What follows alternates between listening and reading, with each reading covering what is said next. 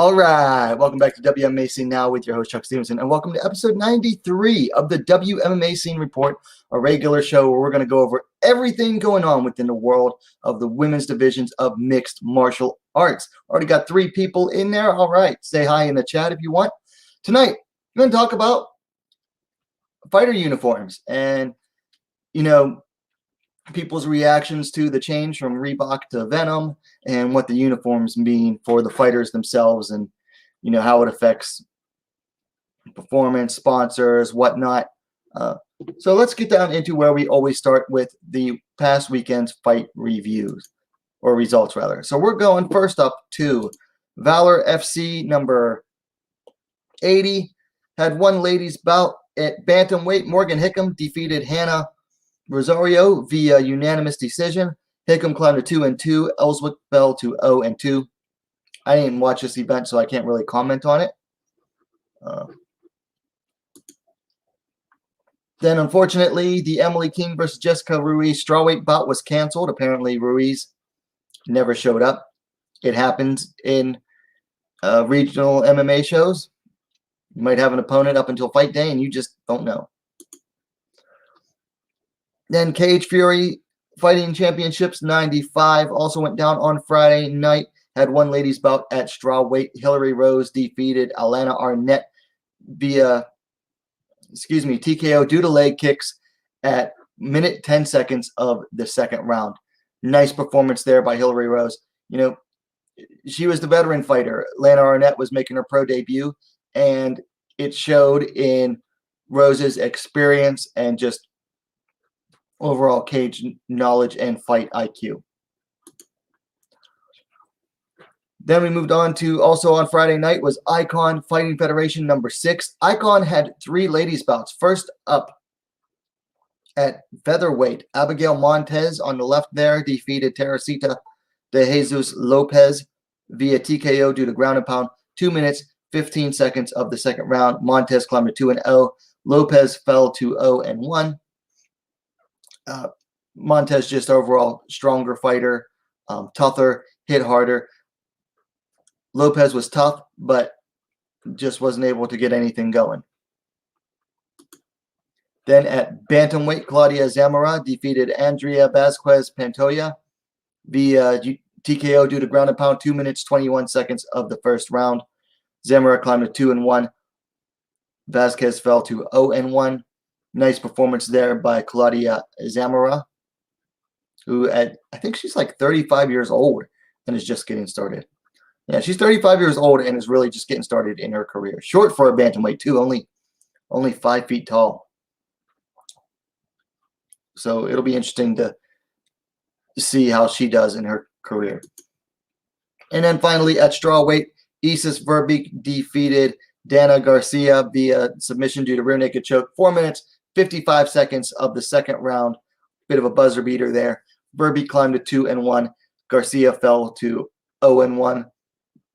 Bit of a size discrepancy in this bout, but doesn't take away from Isis Verbeek's performance. Put on a very nice performance, and she is starting to round out her skill set. She's primarily a kickboxer, not a phenomenal one, but certainly good enough for MMA, and now she's starting to round out her skills. Very nice to see there. And then the last bout card on Friday night, Bellator 255, Pitbull versus Sanchez 2, had one ladies bout in the flyweight division. Kana Watanabe defeated Alejandra Lara via split decision. Watanabe climbed to 10-0. Lara fell to 9-4. I did a full review video on this one. Please go check it out, after the stream's done. But fairly nice performance there from Watanabe.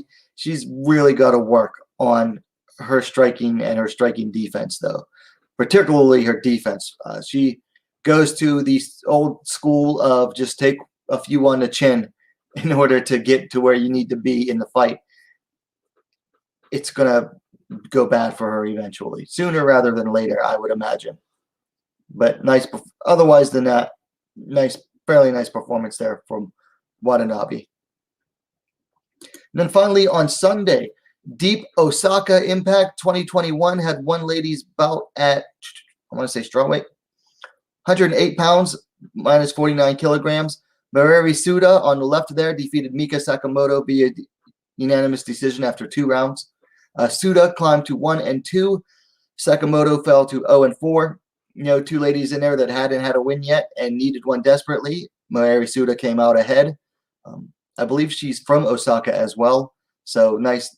It's got to be a nice feeling to get a win in front of your hometown crowd like that. I mean, I remember wrestling, particularly my senior year, I started doing like pretty well. And I would keep winning matches away from home, and then I'd come home and I'd get nervous and, not do so well. Finally got a win in front of the home crowd, and it felt phenomenal. So to get your first win like that and in front of home crowd, that's got to feel great as a fighter. So I believe that is it for the fights for this past weekend. So let's go ahead into the fight news. Let me grab my little easel here with my notepad on it. Okay, first up, Bellator 259 goes down May 21st. They added a featherweight title bout. Defending champ Chris Cyborg is going to be taking on challenger Leslie Smith for the second time. I talked about this fight the other night. I think it is absolutely pointless, other than as a stay busy fight for Cyborg. There's no reason for this rematch. Nothing was going on in the first match, and I haven't seen any improvements out of Smith to make me think that this could go any differently. So this is basically a stay busy fight for Cyborg. Then XFC Australia number 49 goes down on May 1st in Brisbane. And they're having an all-female event called Queens of the Cage. I'm going to try to do a separate video just running down the fights on that card. I'm not going to not really familiar with any of the fighters on the card other than one of the girls in the main event, and that's actually a Muay Thai fight, and I think the rest are MMA. But I'll do a separate video covering that entire event. Then Open FC3 goes down April 17th in St. Petersburg.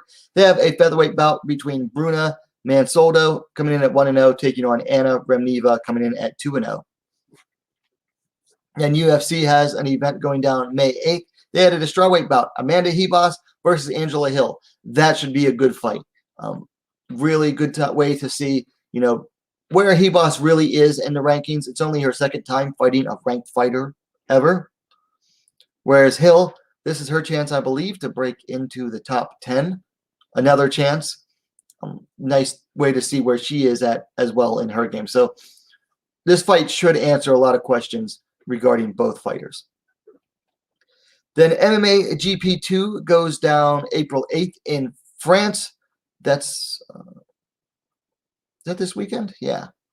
Bantamweight bout, Letitia Blott coming in 1-0, taking on Marie Loiseau, coming in at 3-1. So, the MMA ban in France just got lifted in, I think, 2019 or maybe last year in 2020. And French promotions and fight promoters in France are not wasting any time putting on events, and the ladies are coming out as well, which is really nice to see for the growth of the sport, particularly in Europe. And then UFC has an event going on July 24th, added 2 bouts. First up, a bantamweight bout. The return of Aspen Ladd taking on Macy Chasson. Ladd coming back from, I believe, meniscus and maybe ACL surgery. I know definitely tore some ligaments and had surgery. So first fight back in, I think, well over a year. And then at flyweight, Macy Barber taking on Miranda Maverick. I think that's going to be a very dangerous fight for Barber in particular, but it could be a particularly dangerous fight for Maverick as well. Should really tell us where each fighter is at in that flyweight division. That should be one to look forward to. Then NFC National Fighting Championship goes down May 23rd in Germany, has a flyweight bout between Mandy Baum and Malin Hermansen. I'm a little familiar with each fighter. Mandy Baum had 1 fight so far in Bellator. As far as I know, I think she's still ranked at flyweight. Yes. So looks like Bellator is letting her take a fight outside of the promotion. And then Malin Hermansen, I'm more familiar with her from UAE Warriors. She's a fairly nice prospect as well. So battle of flyweight European prospects going on in that bout. Then LFA, I guess 104 goes down April 23rd. Has a strawweight bout. Shauna Ormsby taking on Tabitha Ricci. Then VFC 81, Valor FC 81 goes down May 7th in Knoxville, Tennessee. A featherweight bout. Samantha Buttery taking on Brianna Shed. Then Bellator 258 goes down May 7th. They added a flyweight bout. The return of Master Valerie Lareda coming in at 3-0, taking on Hannah Guy 2-1. About the same level of opponent that Lareda has been getting. She's now 3-0, so they're giving her a fighter with 3 fights experience. So, I mean, they're bringing her along. How a fighter should be brought along. But it's just funny because they have her ranked at number 9 in their rankings in Bellator, which is just absolutely silly considering that she, is only 3-0 and hasn't beaten anyone. Then One Pride MMA Fight Night 45 goes down April 10th in Indonesia. They have a strawweight bout. Rosalina Simanjuntak coming in at 1-0. She's taking on Nur Hadija coming in at 1-1. I don't know anything about those two other than they're both from Indonesia. So that is it for the news coverage for this week. Not a whole lot going on there, but it is nice to, keep up with what is going on in the news. So let's talk about rankings updates. Only real change this week in Bellator. Kana Watanabe moved up 1 spot from number 5 to number 4. And then Alejandra Lara moved down 1 spot, consequently, from 4 to number 5. Those moves, it makes perfect sense, which is actually nice to see in MMA rankings. A lot of time, the moves don't always make sense. So this one actually does. So that's it for the rankings updates for this week. No changes in UFC, and of course, no changes in One Championship. One didn't have any ladies fights this week. So let's move into this weekend's fights. First up on Friday, Bellator 256, Bader versus Machida 2 has, I believe, 4 ladies bouts. First up, Diana Avsaragova taking on Tara Craft. Pantera Avsaragova coming in at 2-0. Tiny Tara Graf coming in 1-2. Avsaragova obviously undefeated. Graf coming in on 2 straight losses, 2-fight skid there. Most recently fought Valerie Laredo, who she got knocked out by 7 months ago. Avsaragova hasn't fought in almost 2 years. Let's see. Graf is definitely the elder fighter, 34 to 22. I didn't know Avsaragova was that young. Looks like Avsaragova will be the taller fighter, 5'7", 169 centimeters to Graf's 5 feet 4 inches, 163 centimeters. I haven't seen a whole lot out of either of these 2 fighters to be impressed by much of anything, or to really make a fair judgment on them as fighters. So I'm going to reserve judgment from a pick on this one. I think Bellator wants Avsaragova to win. I mean, she's certainly the prettier fighter, and this has always been Bellator's pretty girls division. That's to say nothing of her skills because, like I said, I can't really judge them. But my guess is they're hoping Avsaragova wins because they signed her well over a year ago, and she's finally making her debut for them after getting her visa problem sorted out. She's from Georgia, by the way. Then at featherweight, Talita Nogueira taking on Jessica Borga. Nogueira, much more experienced at 7-2. Black Widow Borga coming in at 3-2. Now, Nogueira is on a 2-fight skid. Hasn't fought in a year and a half, but she dropped 2 straight to Julia Budd and then Jessie Mealy. Borga riding 2 straight wins. First over Lucy Bertode and then Amber Leibrock. That's a nice win there. Not a bad win via armbar submission. Nogueira's the older fighter, 35 to 31 for Borga. Both fairly tall ladies. 5'10" for Nogueira, 178 centimeters to 5 feet 7 inches, 170 centimeters for Borga. Reach is much closer, though. 70 inches, 178 centimeters for Nogueira. 69 inches, 175 centimeters for Borga. I'm going with Talita Nogueira here. She's more experienced. She's overall presented more skills. Of course, she wasn't expected to lose to Jessie Mealy either. But I'm going to go with Talita Nogueira to win this bout.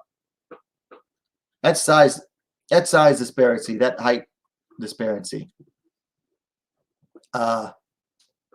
Very, very telling in the pictures too. Like, it's apparently this is only 3 inches. It looks more than that, and Nogueira just looks overall bulkier as well.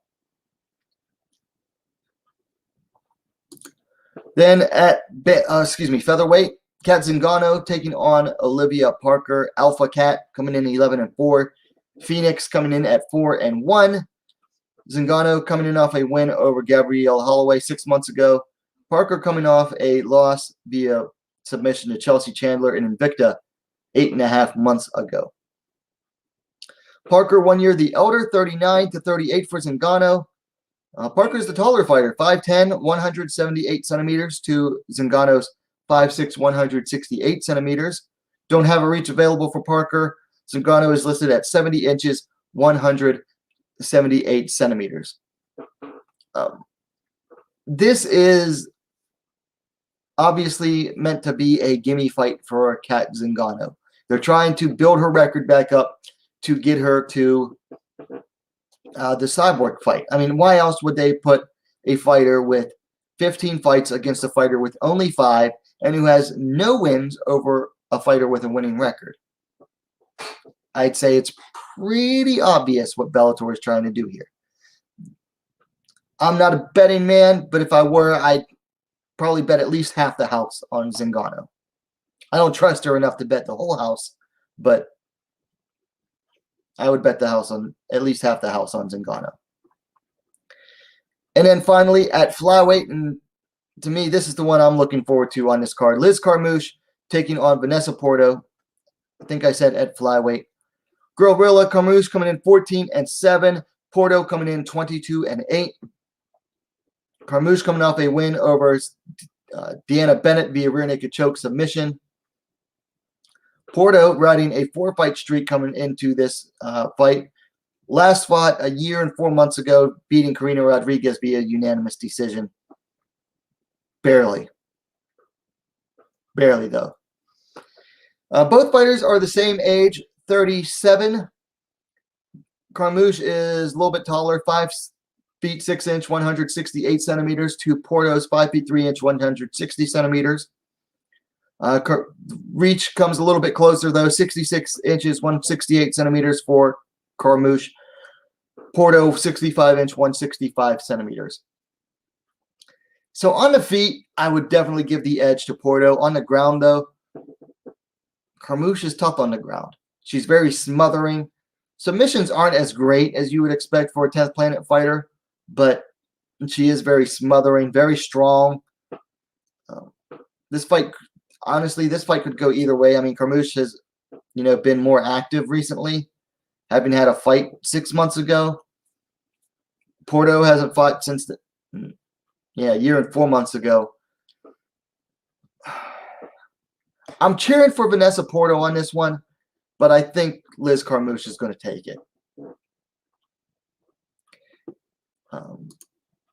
Bellator is Friday. Saturday is UFC, which I'm about to get to.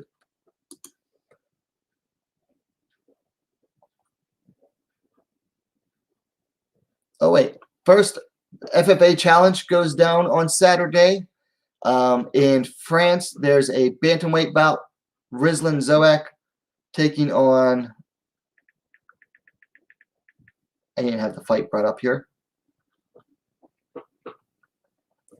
Senna van der Veerdonk. Senna van der Veerdonk. Zoak coming in at 3-2. Veerdonk coming in at 2-0.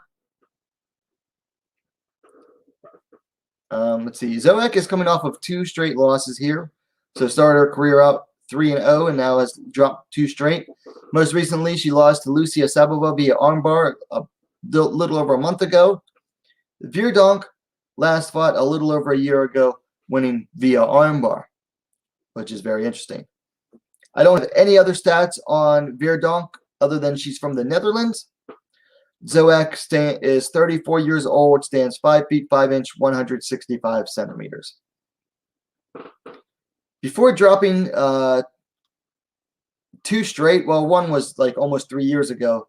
So before the long layoff and then dropping a fight to Lucia Sabova a month ago, I thought Zoak was an up-and-coming prospect in the bantamweight division. She certainly seemed like it.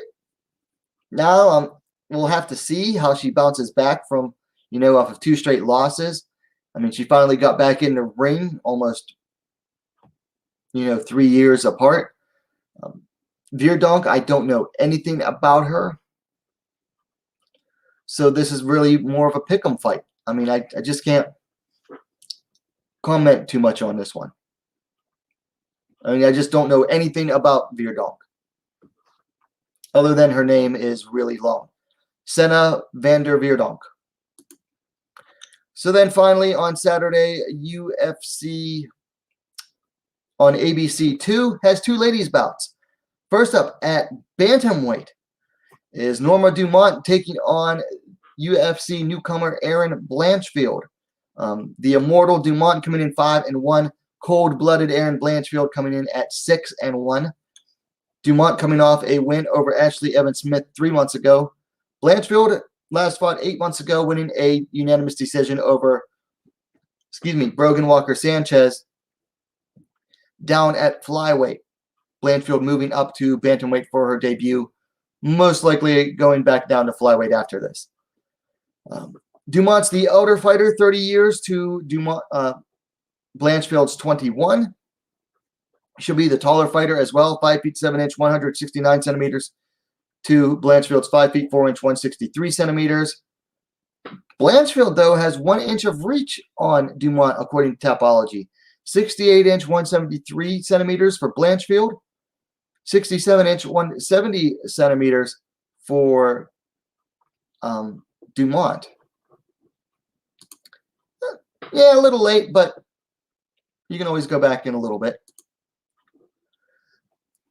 This is a tough one. Dumont is, a good-sized bantamweight. Actually missed weight coming down at her last fight by more than a few pounds. I think she just got comfortable fighting at featherweight against Megan Anderson and didn't shed her weight properly, possibly. I mean, she might be a legit featherweight. It's hard to say. I mean, she never fought at featherweight before fighting Megan Anderson. But she's definitely going to be bigger than Erin Blanchfield come fight night. I mean, Blanchfield's a flyweight, and she's, average size for flyweight as well.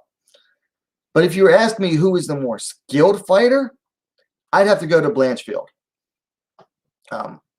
Knockout power in her strikes, submission whiz on, just an all-around good fighter. Dumont, I mean, I'm not that impressed by. I mean, beating Ashley Evans-Smith is okay. Losing to Megan Anderson at featherweight is okay, whatever. I'm taking the risky pick here.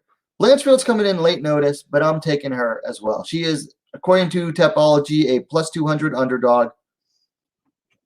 Either way, I think Blanchfield has the career upside in her future. I mean, she's younger. She's only 21.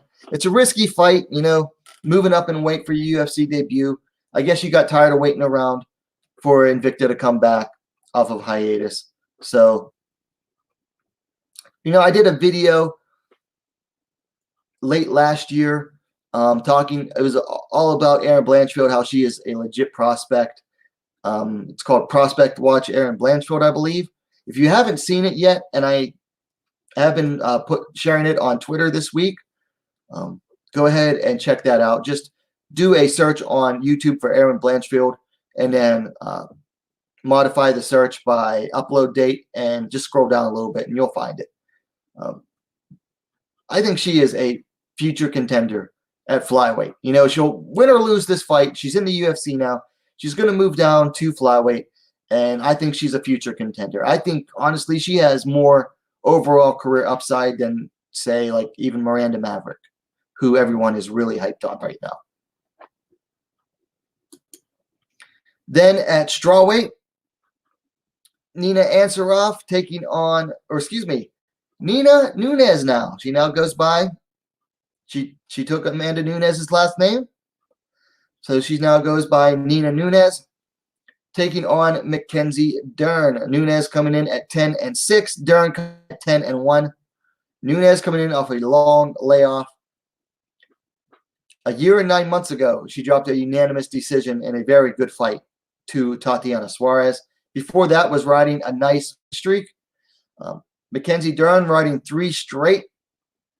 Most recently defeated Verna Jandiroba by unanimous decision 3 months ago. Nunes, the elder fighter, 35 years to 28 for Dern. I thought Dern was younger than that.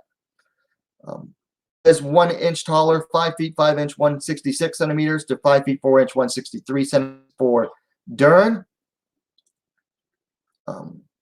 6 inch reach for Nunes, 165 centimeters to 63 inch, 160 centimeters, Kenzie Dern. I'm going with Nina Ansaroff here.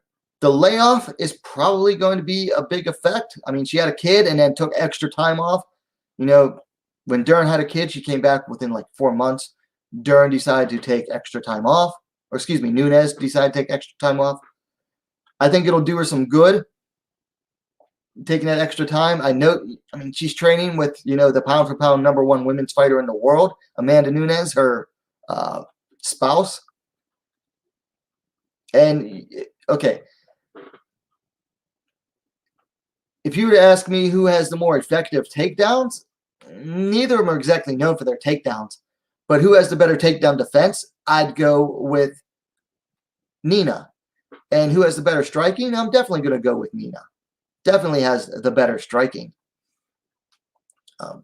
Now, Dern could be a problem because she is basically relentless. She's going to keep coming forward, winning strikes, and she's going to keep trying to go for that takedown. So Nina is going to have to be on her A game.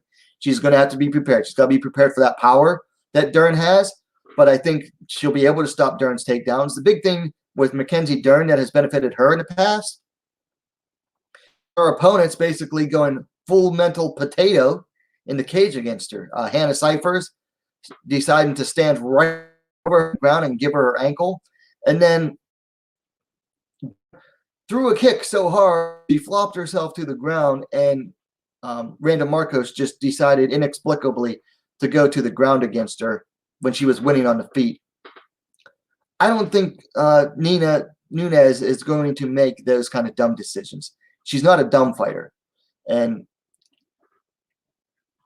if you were to ask me, you know, when Nunes first came into the UFC, that Nunes versus Dern now, I would go with Dern now. But Nunes now versus Dern now, I got to go with Nina Nunes. Even with the long layoff, I think, you know, I mean, you know, she's been training hard with Amanda, and I don't think the layoff is going to hurt her that bad. So I'm going with Nina Nunes to win. If you heard about Macy Barber versus Miranda Maverick, I think people are overlooking Barber in that one based on comments I've seen. I did touch on it earlier in the news segment. I think people are overlooking Barber just a little bit. But, I mean, Maverick is just as athletic as Barber. Doesn't hit as hard, but she's definitely better on the ground. I think Barber has an uphill battle in that one. I mean, I'm not particularly hyped on Maverick either. Athleticism definitely goes to Barber. Natural athleticism, I would say. But, yeah, I think people are overlooking Barber a little bit, but not too much. Wayne Sundstrom, never seen you before. Welcome to the scene. So that is it for this weekend's fight review. Let's talk about fighter uniforms. So this weekend, first week of UFC switching to Venum off of Reebok. There's Erin Blanchfield up there showing off her uniform, the gray and white. I'll be honest, they're not bad. They're not bad. I think they're honestly better than Reebok. I see a lot of people trashing them, saying, oh, they're so generic. Well, they're sports uniforms. Sports uniforms are usually generic by nature. It's called uniform. The definition of uniform means that everything's alike. So I think they look okay. The performance factor is going to be important. How will they perform compared to Reebok? Reebok had some growing pains at first with the UFC. Like I remember Valerie Letourneau having problems with her sports bra and that loose tank top that kept, messing with her boobs mid-fight, and she got beat up by Calderwood because of it. So performance will be a factor. A lot of the complaints that I see so far, and I'll be honest, going on different, forums and social media, are people putting their own expectations onto what was going to happen that were unrealistic from the start, and then being disappointed when their unrealistic expectations aren't met. Like, I see a lot of people going, oh man, why didn't they, give the fighters any sponsorship spots? They were never going to give the fighters sponsorship spots. Again, that is your own expectations not being met that were unrealistic to begin with. The UFC sets the uniform policy. The UFC does not want to give the fighters any sponsorship spots other than, Monster or what was the other one? Not Zions. I forget. I think a lot of people were really being unrealistic with their expectations. Now, could they go custom, a little bit more customized in the future? A little bit, possibly. But I think it's going to be the same as it was under Reebok. Same basic colors. Black and gold for the champion. Plain black, white, gray. And we've already seen red, blue, yellow, and green. And they're going to have just about every Brazilian in yellow. Probably every Canadian is going to be in red. Don't expect anything different out of Venum. Other than, the basic design. Honestly, the basic design, I like the extra lines. This one here is my favorite. I think my favorite and the cleanest looking are the black and gold champion uniforms. I think those are slick. Those are very nice. The shorts, the tops, the jackets, very nice. I think the overall design is great. And honestly, other than fighters losing out on money, which is a big thing, I don't mind MMA promotions having a uniform policy. A lot of promotions have them, whether it was all because of the UFC or whether others were doing it independently on their own. Like I know Road FC has had their own gear for several years that fighters wear. Combate Americas, I think they're Combate Global now, whatever, has their own. Lux Fight League has their own. A lot more MMA companies are going to go this way, and it's because of things like broadcast deals, TV deals. They want to keep all the money in close as possible. That to me is my biggest problem, because fighters are losing out on money and they're not getting paid enough as it is. Camo for the damn, can't think of the guy. Thug Nasty, Bryce Mitchell. Yeah, Bryce Mitchell, Thug Nasty. Wanted the camo shorts and got them from Reebok. Hopefully Venum will give him some too as well, because that was really nice of Reebok to do after he, cried about it for how long. So my biggest gripe with the uniforms was that fighters lost out on money. But on the other hand, I'm not looking at fighters being a walking billboard. Like, you ever go to, if you ever watch a car race, especially NASCAR, the fighters walk out their the drivers, they're head to toe in Nomex fireproof suits or fire retardant suits. They're covered in sponsors, or the cars themselves are covered in sponsors. And that's how the fighters used to look. And it looked sloppy. It looked terrible.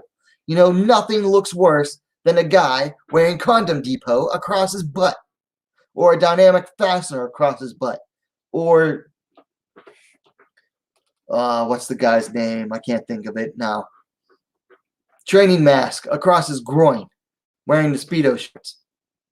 It said nothing but training mask across his groin. I do not miss fighters looking like walking billboards. It really did look sloppy. It looked like these guys were just desperate for money. Excuse me. Because they are, unfortunately. They're not being paid enough. Fighter compensation absolutely sucks in this sport, particularly in the UFC, which makes more money than anyone, yet wants to keep their the revenue share at 20% tops, when they could easily go to 25 or 30% and still make a ton of money. That's my biggest gripe about uniforms, is that, you know, you took away other avenues for fighters to make money, thereby making the fighters even more beholden to your promotion. That's my biggest gripe.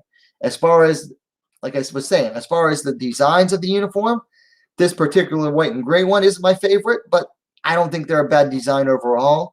As far as looks go, I think performance is going to be a big factor. You know, for the ladies, will the sports bras stay on?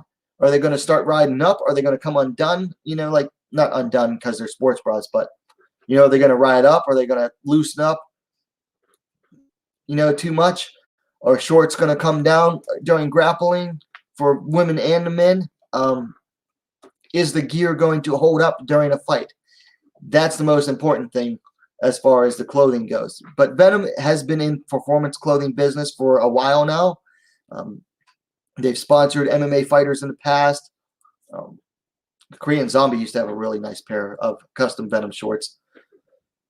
They sponsor boxers. Vasyl Lomachenko is sponsored by them. His shorts, his gloves are by them. So they've been around combat sports for a while. So I don't have a problem with having uniform gear per se. It's just that it does take away money from the fighters. But then on the other end, I don't mind not having to see fighters be walking billboards and seeing Condom Depot across the fighter's butt. Nothing against Condom Depot. I'm sure they're a good company. I just don't want to see them advertised on the fighter. Need to change gloves. I agree. Does Bellator not have gloves that curl at knuckle? Yes, they do. UFC needs to do it. Does Venum now make gloves? Venum has actually made gloves for a while. I don't know what they're like. The biggest problem with changing gloves is that, one, they're cheap. I mean, they're called You Fight Cheap for a reason, so they're cheap. Two, they've been presented with good designs of gloves, but the UFC wanted to own that design, and the fighters, the people that presented that, did not want to just give up their glove design for, you know, a base compensation that was going to be way too low for what the value of the glove would be. So that's why they haven't done it. I mean, there are options available out there. They're just cheap and don't want to, you know, yeah, they're cheap. They don't want to compensate people properly and don't want to spend the money on it. So I didn't want to spend too much time talking about the uniforms. I just wanted to have something to talk about tonight. Overall, I don't mind Venum at all. I was worried that their uniforms would be a little garish because a lot of their custom, like their own stuff that they sell, is garish. But their fighter gear isn't bad at all. And like I said, I don't mind uniform policies. It's just, it sucks for the fighters who are missing out on the most sponsorship money. Of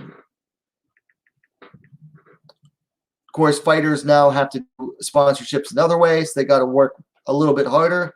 And you know what? It kind of makes better sponsorship agreements with the fighters as well, though, because these sponsorships have to work with the fighters more and let the fighters do some actual work for them rather than just go, here's a shorts decal, here's the check, that's our sponsorship agreement. That's really all most sponsors were interested in, was getting their name seen on TV, even if it's just a little tiny thing on some shorts that they might get a glimpse of. All they wanted to be on was on TV, and they were giving fighters money for that, not really helping fighters out too much.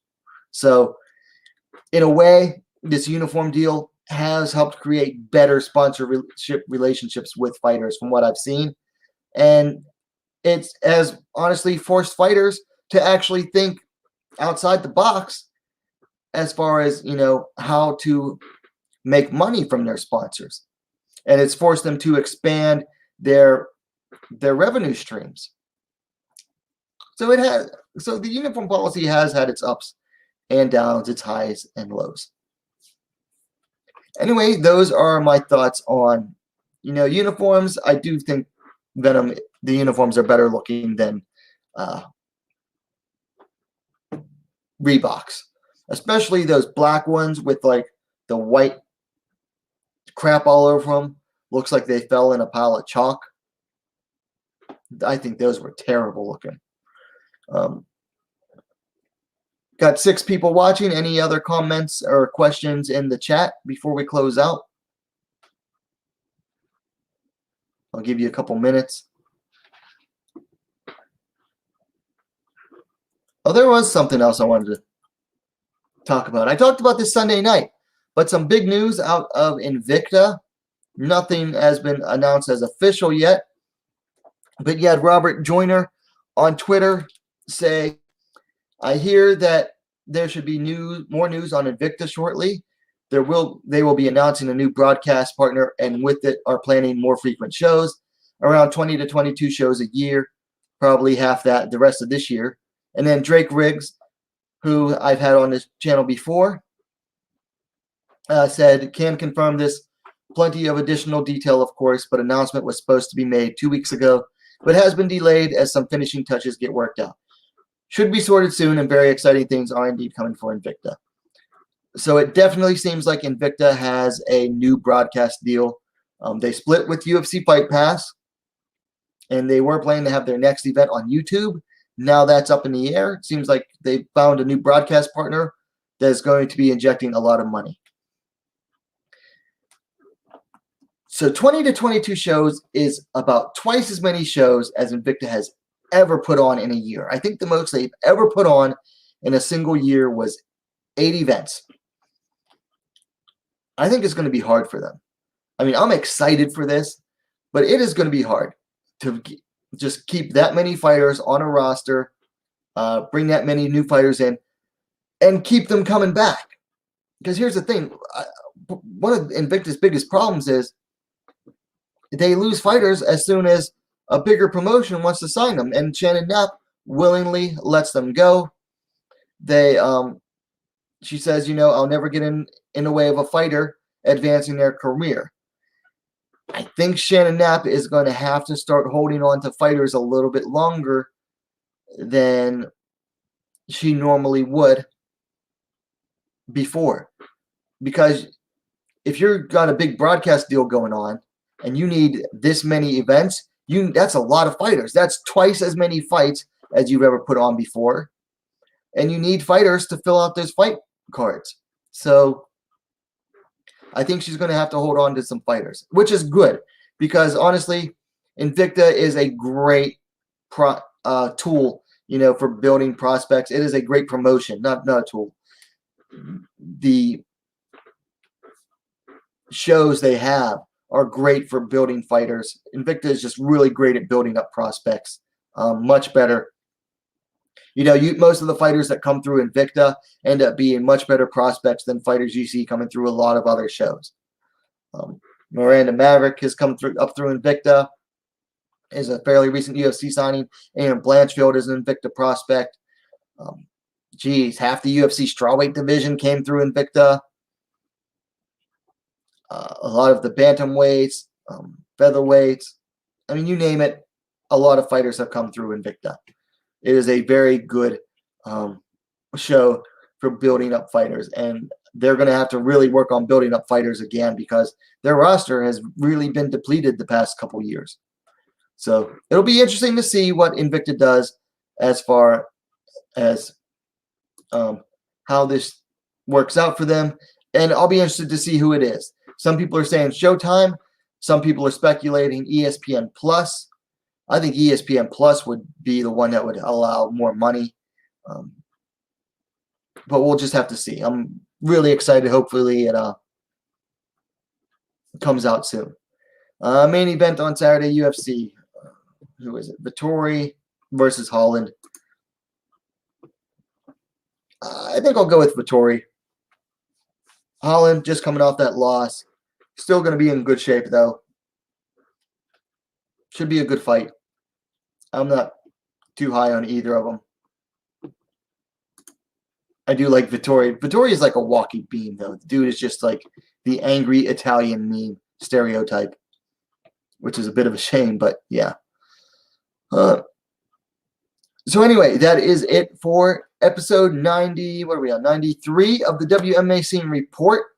That's really all I have for tonight. Let me know your final thoughts in the chat before I go. If you're watching this on the playback, let me know your thoughts in the comments down below. If you're watching and you haven't yet, what are you waiting for? Smash that like button. And while you're at it, what are you waiting for? Subscribe to WMMA Scene Now, the most complete women's mixed martial arts dedicated platform on YouTube. Thanks for watching. We'll see you next time.